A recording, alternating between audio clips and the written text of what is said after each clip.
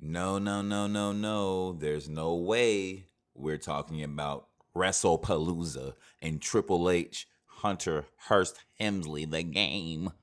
Oh, wait, the first pay per view on ESPN, you say? So you're telling me you're charging all these people all this money for some random fights? Bro, what were there like five matches? I, I'm gonna let me back up. Let me back up.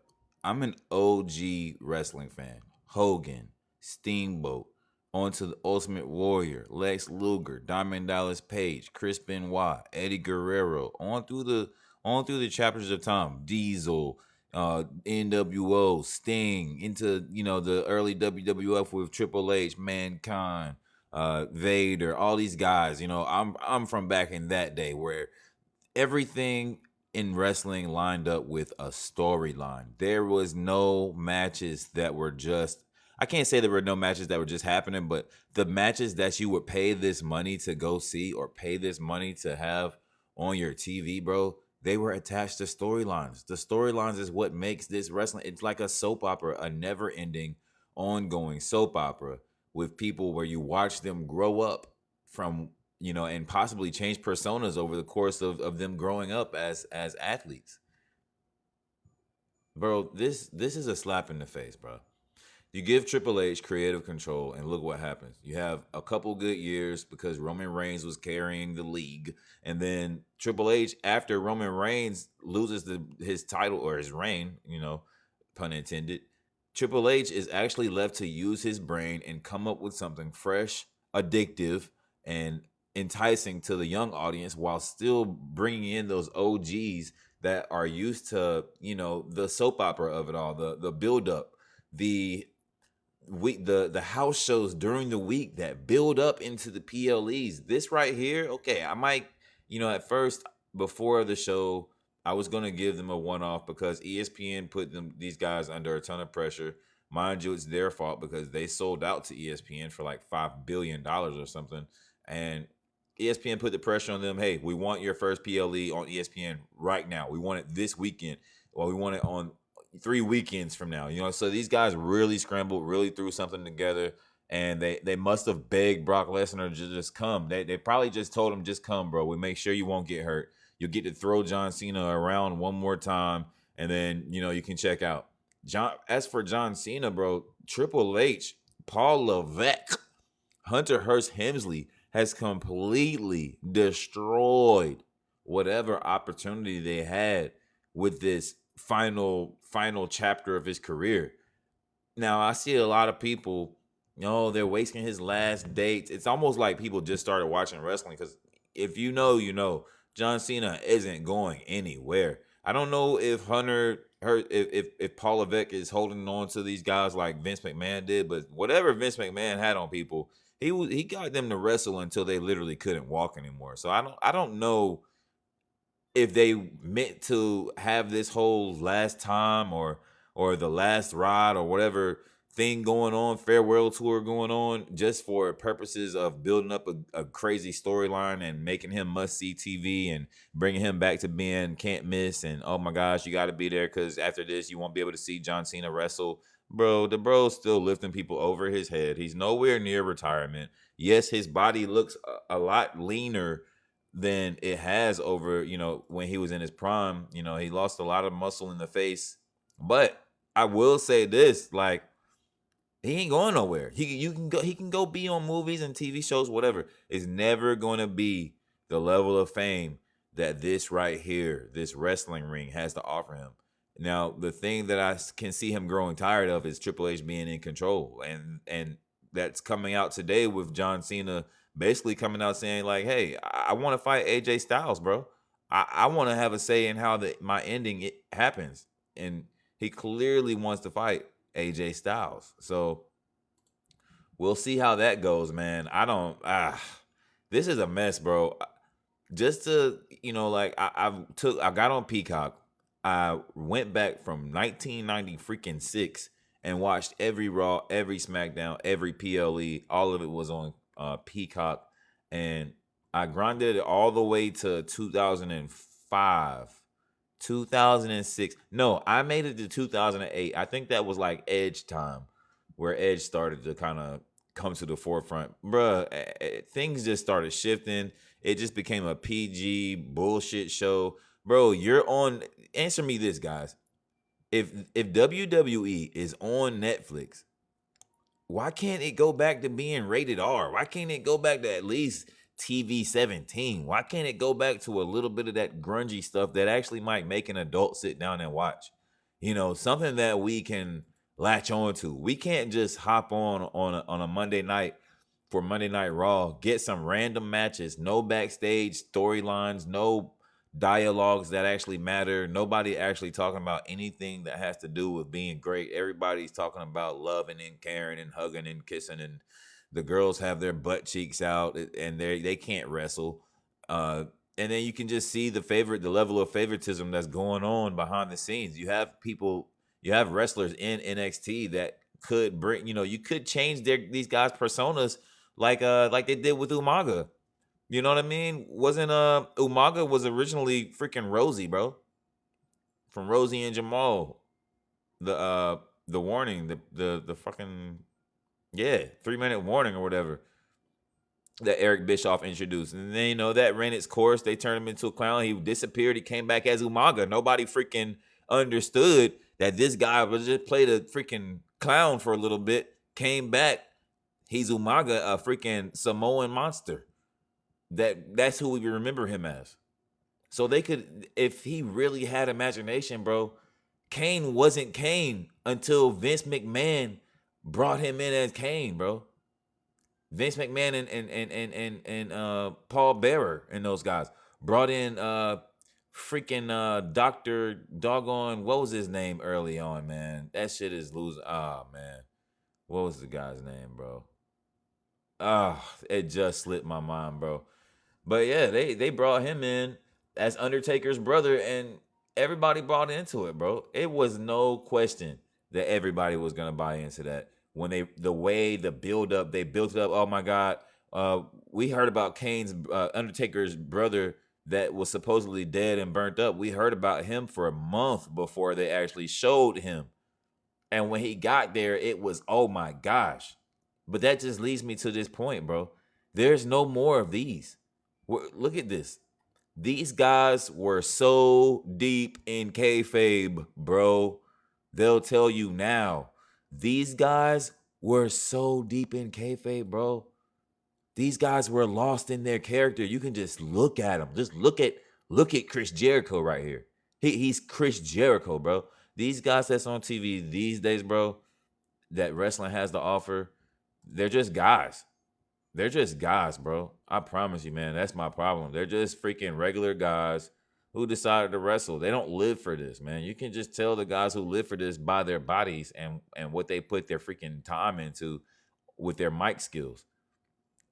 You don't have a whole bunch of guys who's gonna draw a crowd with the mic, And then you have guys like Jeff Hardy back in the day who drew a crowd with how he performed, and it was all polished all the time with Jeff Hardy. Not a lot of botches, not a lot of mistakes. Came out there drunk, high, and still got the job done, bro. Still entertain people at the highest level. You don't see this anymore. You don't see characters. You don't have any reason to stick around. You don't have any reason to watch Raw and then, go from Raw to Raw or SmackDown to SmackDown. Or you don't have any reason, bro, and that's why I don't do it. Look at the guys in this picture. At one point, all of these guys were in the league. Fit Finley, Matt Hardy, Jeff Hardy, Randy Orton, Batista, Umaga. Like, look at this. Shelton Benjamin, Mark Henry. Those are just the freaking, those aren't the legends. Well, Batista's a legend. But those aren't, look at MVP back. All kind of characters, bro.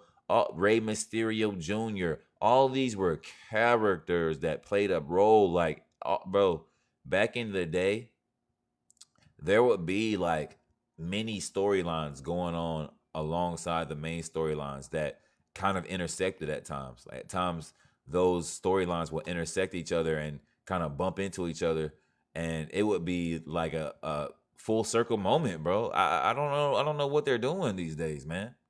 I don't know what they're doing these days. You think they're breeding a Stone Cold Steve Austin somewhere? You think they're breeding an Undertaker somewhere? you think they're man, come on, man. We're so far gone from these days. The reason as a kid why this stuff was mesmerizing because they were so deep in kayfabe. I didn't know if Undertaker's eyes when he rolled his eyes back what was going on when I was a kid, bro. And it what, bro. The thing that Undertaker did with his eyes, nobody had done that on TV as a persona before. There was nothing to compare it to, bro. There was nowhere you could go and see somebody doing that and be like, oh yeah, yeah, that's what Undertaker does. No. It was original. It was thought up. It was creative. It was something that couldn't be duplicated and easily copied. You know what I mean? That's gone. I expect at any moment Vince McMahon to come take this thing back, bro. I'm not gonna freaking lie to you. I'm not gonna lie to you. Look at this. Look at this SummerSlam, bro. Look at this SummerSlam. Shawn Michaels, MVP, Triple H, Chris Jericho, CM Punk, Jeff Hardy, Rey Mysterio, John Cena, Randy Orton, Kofi Kingston. That's kind of late, and that's, bro, they don't even have stars like that anymore. Look at Undertaker, bro. Look at King Booker. Come on, man. They don't have nobody hopping in character like these people, bro. Look at this lineup, dog.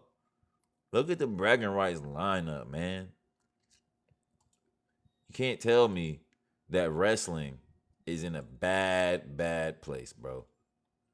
Wrestling is in a bad, bad place. And, I don't even watch a ton of current wrestling. I'm actually just jumping on the PLEs because every time I turn on Raw, it's some chicks fighting that's botching up fights. It's literally a bunch of chicks fighting over and over again, botching moves, botching spots, botching, botch, botch, botch, botch, botch. You get on the mic, it's botch, botch, botch, or they keep it elementary or it's super botch. Either super elementary or a super botch. You think you're gonna have a guy getting thrown off the top of a hell? You think you're gonna have a guy getting thrown onto 1,000 thumbtacks? You think you're gonna have a guy tear his quad doing a pedigree on a freaking announcer's table? You think you're gonna have these moments, bro? With this day and age of wrestling, the way wrestling is right now, it's not happening. You don't have any Brock Lesnar. You don't. There's nowhere to turn to find somebody who's gonna make you come back week after week. Week after week, bro. There's no character where you feel like the only place you can go see that type of entertainment, that person is on here. It just don't exist. It just don't exist, man. So that's the saddest part about where it is right now. They got to get Triple H the heck up out of there. Freaking Bret Hart said it a long time ago, guys. Triple H has nothing for the wrestling business, bro. He never really had skills, according to Bret Hart. And he called it a long time ago. Bret Hart said that if Triple H gets control of this thing, you're going to see it go to the shitter.